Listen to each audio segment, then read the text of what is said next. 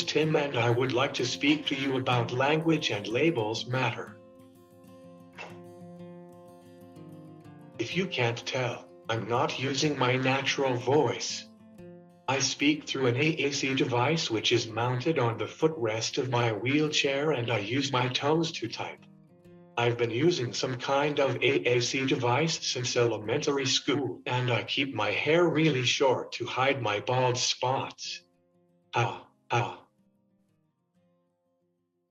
I've been using AAC for over 40 years. I would like to identify the harmful effects of functioning labels. When I was going to school, my teachers always told me that I was high functioning. Even after I graduated from college, everyone labeled me to be high functioning. Just because I can speak, read, and comprehend what is happening, this is a clinical way of labeling someone without knowing what they are capable of.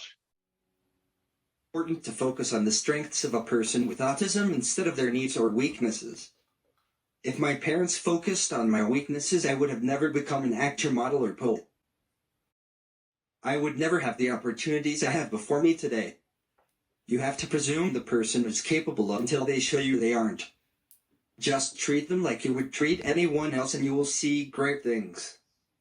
We have so much to offer and it should be celebrated. It is unfortunate that we get overlooked because we don't speak with our mouths, but if you focus on the way we communicate, we can change the world. When you use terms like high functioning and low functioning, you put us in separate categories when we may all be capable of the same things, but go about it differently.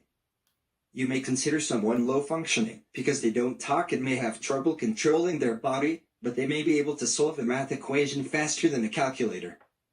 Is that person still low functioning? While we're modifying our dictionaries here, we need to address another commonly used phrase that describes autistic people who don't use much natural speech. How many of you routinely hear or even use the words nonverbal autism, or even my student is nonverbal? These words are so commonly used that I've even used it as a hashtag on Instagram in order to reach more people who need to know about the possibilities for autistic students. Did you know that nonverbal is literally defined as without words? So many students we work with express themselves eloquently with vocabularies that will rival Will Short's and the New York Times Sunday crosswords. So why does the world call them nonverbal? They're using words when they spell, type, or text. Our students are not without words. Just because they don't speak doesn't mean they don't have words inside their heads. We're all nonverbal communicators. A raised eyebrow can convey skepticism.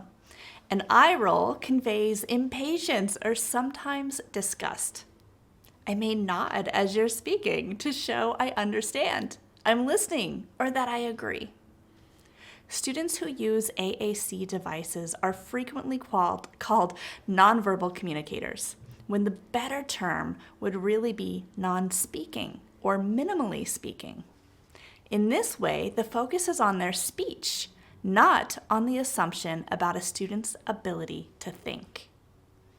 As always, we look to actually autistic perspectives to guide our approach. Neuroclastic is a nonprofit organization who focuses attention and resources on amplifying the marginalized voices of non-speakers, published a series of graphics and a blog compiling the input about this distinction. I prefer non-speaking as I understand all language. Nonverbal suggests I don't understand language and doesn't represent how I love language. I think that non-speaker tells a more accurate story about the person because that person simply uses a different way to communicate. Other non-speakers might think differently. We encourage you to check out this blog, which is linked in the resource section. I was put into classrooms with low expectations with little to no teaching of the common curriculum. One of thousands of students who had no access to an appropriate education. Every student should be given the same opportunities to learn and become successful adults. let's get into this idea of presuming competence. We need to take a look at misconceptions and assumptions that inform the way we look at our students.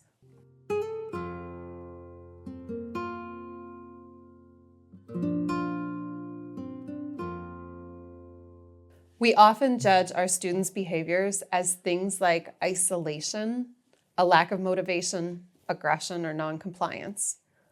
We may see a student sitting by themselves at lunch and think they just don't want to join in. Maybe a student doesn't complete work we know they're capable of and think that they really don't want to do it.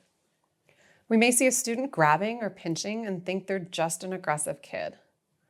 We might see a student not engaging with work and assume they're just choosing not to do it. In fact, these students are actually compensating and dealing with a body that experiences sensory and motor differences, and they cannot communicate effectively or impact the world around them. So let's try and put this on ourselves for a minute. Imagine that today I stuck a piece of duct tape over your mouth right now, and I asked you to go about the rest of your day without any other way to communicate. You can't write to anybody. You can't sign to anybody. This is it. You've got your body to communicate for you. How would you be able to manage? How would you approach a situation where someone asked you a question? What would you do? Beyond yes or no, how much could you really answer? How are your senses affected? Do they feel different? How could you communicate issues with noise levels or smells of discomfort? What about hunger? What if your principal or supervisor came in to conduct your evaluation? Maybe you're sitting in the staff lounge or using the copier and you hear people discussing you and you can't jump in to add your own voice to the conversation. How would you react? I'm going to bet that after repeated unsuccessful attempts to communicate, you would resort to some pretty interesting behaviors to try to get your point across. So we need to keep this in mind as we view our students with no reliable means to communicate or with a very limited means of communication, that they are compensating for this uncooperative body and a lack of being able to tell us their thoughts. Is it accurate or fair to come to conclusions about a student's motives and thoughts when they can't access a reliable means to communicate? After all, we are simply making conclusions based on observations of behavior and not on a student's inner thoughts. We need to stop assuming that we know the real motivations behind the individual actions of people who don't have a reliable way to communicate. And we need to stop letting our assumptions about behavior impact how we provide access to an appropriate education. But I think you all know that, and I think that's why you're here. Now there's another mistaken assumption we want to address.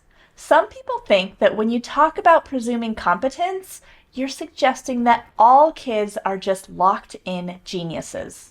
That's not it. That's not presuming competence. That's presuming knowledge.